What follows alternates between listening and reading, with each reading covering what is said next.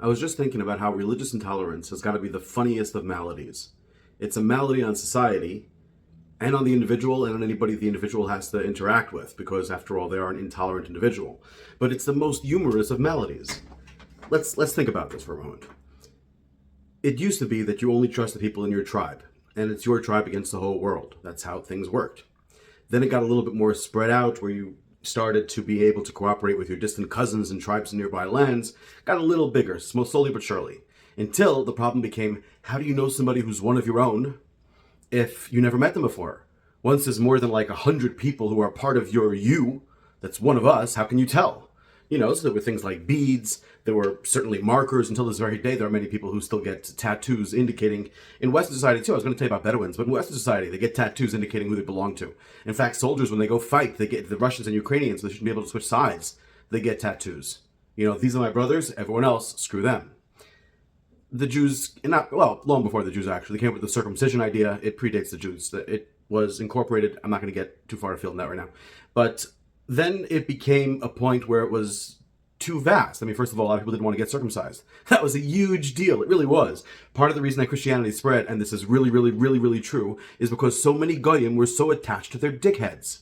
I swear to God, not a joke. Ask any professor of New Testament. Honest to God, ask any professor of New Testament, any professor of Christianity in the most religious of universities, and they will tell you that this is true. This is true.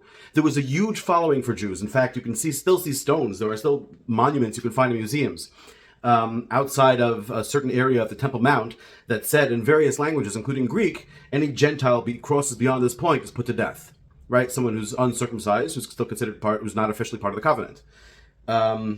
It wasn't a racial thing. Gentiles have been converting since forever. So screw the racial thing, just in case you were going to go that way. Anti-Semites.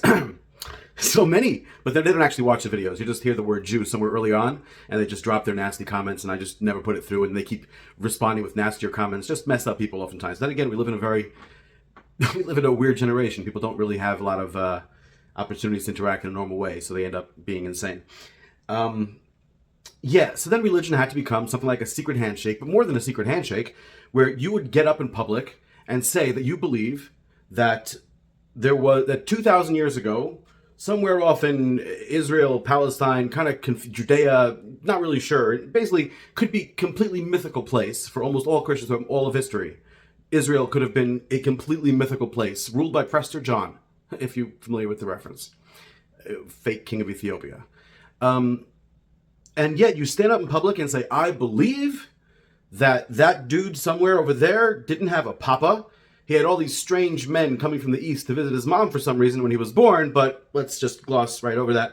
But Joseph had a dream, and therefore it's definitely true, and I'm absolutely confident that because Joseph had a dream, that he was actually God, and he walked on water, and he died and came back, and for this, right, if you're willing to get up in public and say that, it's kind of like a fraternity ritual. You're willing to shame yourself in front of all the other brothers, then you're one of us. Right? That's how you know who's one of yours. Someone who's willing to do or say the most ridiculously, shamefully, embarrassing, dumb things that no rational human being would ever otherwise believe. Indicates, yes, he's willing to go the distance. He's willing to be a fool for Christ. I could do the same thing with Judaism, but I'm not, because that would be viewed as a traitor if I did it, especially because it's more nuanced. The Christian thing's more nuanced too. Not as nuanced as the Jew thing, let's be honest. Even Christians agree that the Jews, we know certain things. Not all of us, but some of us know certain things that Christians should be interested in hearing. But there's also stuff that Christians have that Jews should be interested in hearing, as I've indicated in the video directly before this one, or after this one, because it's still uploading right now. So either right before or right after.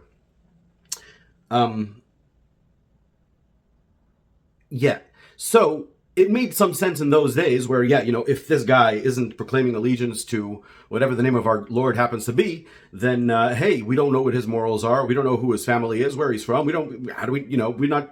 Let's be wary. But then it came to a point where everyone's living in the same town.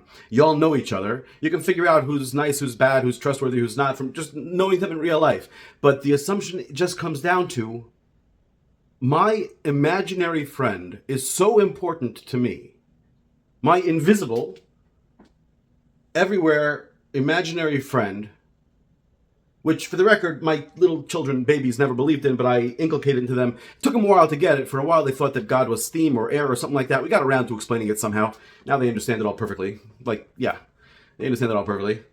And this, nonetheless, this is so essential because I need it so badly, because I'm so psychologically fragile that I must believe in something absolutely insane.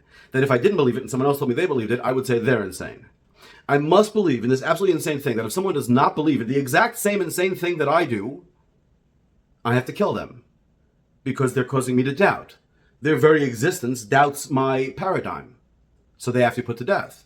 I'm telling you, terrible malady. Now, just to be clear about a couple things in two different directions.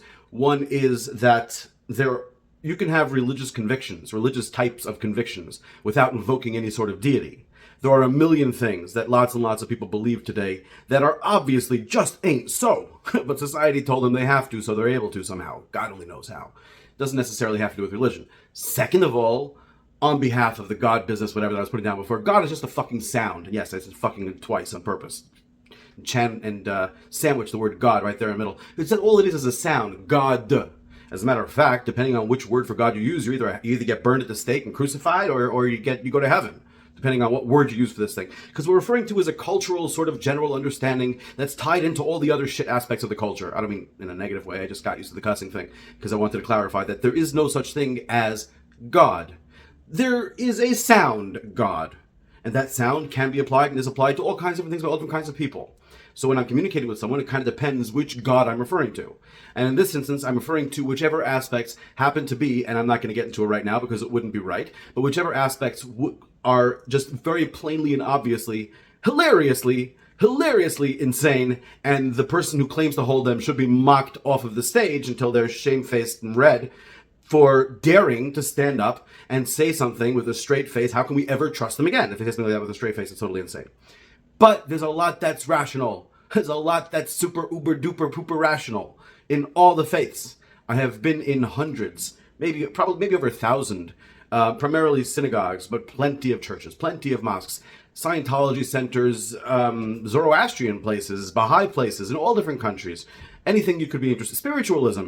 If there's one church of it that exists of some faith, I've been there. The fundamentalist Latter-day Saints, for the love of seasoned greetings.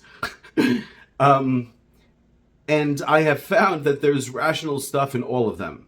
But that for some reason, it's all underpinned by fear. The underpinning is that there's certain things that you know just ain't so.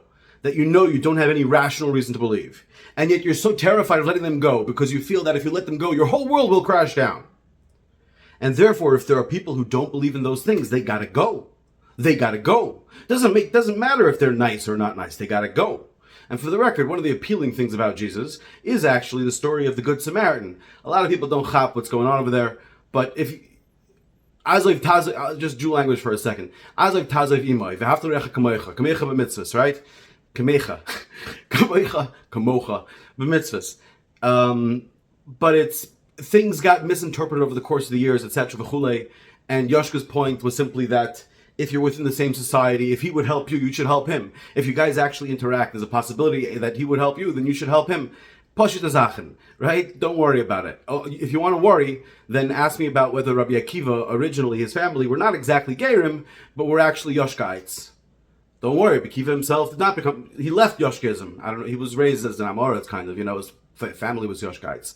Then again, Yoshka's people were often Amaratzim. Alright, Zeig sind in Stark, Shabbos.